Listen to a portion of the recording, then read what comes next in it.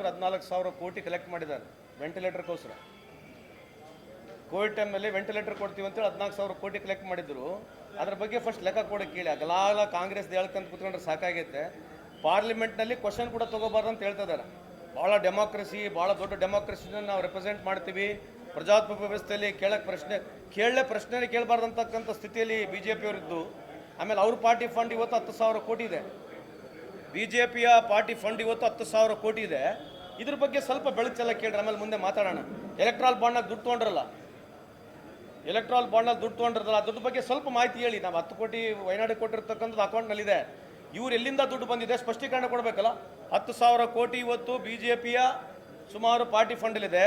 ಸುಮಾರು 800 ಜಿಲ್ಲೆಗಳಲ್ಲಿ 7 ಸ್ಟಾರ್ ಆಫೀಸ್ಗಳು ಕಟ್ಟಿದ್ದಾರೆ ಬಿ ಜೆ ಪಿಯವರು. ಆಮೇಲೆ ಯಾವುದು ಬೀಫ್ ಎಕ್ಸ್ಪೋರ್ಟ್ ಆಗುತ್ತೆ, ಬೀಫ್ ಎಕ್ಸ್ಪೋರ್ಟ್ಲಿಂದ ಚಂದ ಕಲೆಕ್ಟ್ ಮಾಡಿದ್ದಾರೆ. ಸೊ ಅದ್ರ ಬಗ್ಗೆ ಸ್ವಲ್ಪ ಬೆಳಕು ಚೆಲ್ಲಕ್ಕೆ ಅವರಿಗೆ ಹೇಳಿ, ಆಮೇಲೆ ಮುಂದೆ ಮಾತಾಡೋಣ ಬೇಕಿದ್ರೆ. ರಾಜ್ಯದ ದುಡ್ಡು ಸರ್, ಬಿಜೆಪಿದ ಒಂದು ಕಡೆಗೆ ಈಗ ರಾಜ್ಯದಲ್ಲೇ ಈ ರೀತಿ ಆರ್ಥಿಕವಾಗಿ ಒಂದಷ್ಟು ಸಮಸ್ಯೆಗಳಿರುವಂಥ ಹೊತ್ತಿನಲ್ಲಿ ಇಂಥ ಸಂದರ್ಭದಲ್ಲಿ ಕೊಡೋ ಅವಶ್ಯಕತೆ ಇಲ್ಲ ಅಂತ ಅಲ್ಲ. 10 ಕೋಟಿ ಕೊಡಬಾರ್ದಂತೇನಿಲ್ಲಲ್ಲ, 10 ಕೋಟಿ ಕೊಡಬಾರ್ದಂತೇನಿದೆಯಾ? ಕೊಟ್ಟಿದ್ದಕ್ಕೆ ಇವ್ರು ಪಿನ್ ಪಾಯಿಂಟ್ ಹೇಳ್ತಾರೆ. ಇವ್ರ ಕತೆ ಹೇಳೋಣ.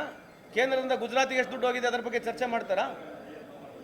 ನೋಡಿ, ಇದನ್ನ ಒಂದು ಹಿಡ್ಕೊಂಡು ನೀವು ಪ್ರಶ್ನೆ ಕೇಳ್ತೀರಿ, ಅದೇ ರೀತಿ ಅವ್ರನ್ನೂ ಕೂಡ ನೀವು ಪ್ರಶ್ನೆ ಕೇಳಿ. ಕಳೆದ 10 ವರ್ಷದಿಂದ ಗುಜರಾತಿಗೆ ಎಷ್ಟು ದುಡ್ಡು ಹೋಗಿದೆ ಕೇಂದ್ರದಿಂದ, ಕರ್ನಾಟಕಕ್ಕೆ ಎಷ್ಟು ಬಂದಿದೆ ಒಂದ್ಸಲಿ ಕೇಳಿ ನೋಡಿ. ಯಾಕೆ ಸರ್ ಅಲ್ಲಿ ಜಾಸ್ತಿ ಕೊಟ್ಟಿರಿ, ಇಲ್ಲಿ ಕಮ್ಮಿ ಕೊಟ್ಟಿರಿ ಅಂತ ಕೇಳ್ಬೋದಲ್ಲ ನೀವು. ರಿಲೀಫ್ ಫಂಡ್ಗಳು ಪ್ರತಿ ಸಂದರ್ಭದಲ್ಲಿ ಎಲ್ಲ ಸರ್ಕಾರಗಳು ಬಂದ ಕೊಟ್ಟಿದ್ದಾವೆ. ಅದನ್ನೇ ಪರ್ಟಿಕ್ಯುಲರ್ ಆಗಿ ಕೇಳಕ್ಕೆ ಕೊಟ್ಟ ತಕ್ಷಣ ಅಲ್ಲಿ ಕಾಂಗ್ರೆಸ್ ಗೌರ್ಮೆಂಟ್ ಐತೆ. ನಾನಿದ್ದೆ 2013 ಅಲ್ಲಿ ವಯನಾಡ್ ಇದಕ್ಕೆ ಅದು ಬದ್ರಿನಾಥ್ ಕೇದಾರ್ನಾಥ್ಗೆ ನಾವು ಕೊಡಲಿಲ್ಲ. ಅವಾಗ ಎಲ್ಲ ಸರ್ಕಾರಗಳು ಕೊಟ್ಟಿದ್ದಾವೆ. ಅದಕ್ಕನ್ನೇ ಹಿಡ್ಕೊಂಡು ಮಾತಾಡಿದ್ರೆ ಏನು ಅರ್ಥ ಇಲ್ಲ ಅದಕ್ಕೆ.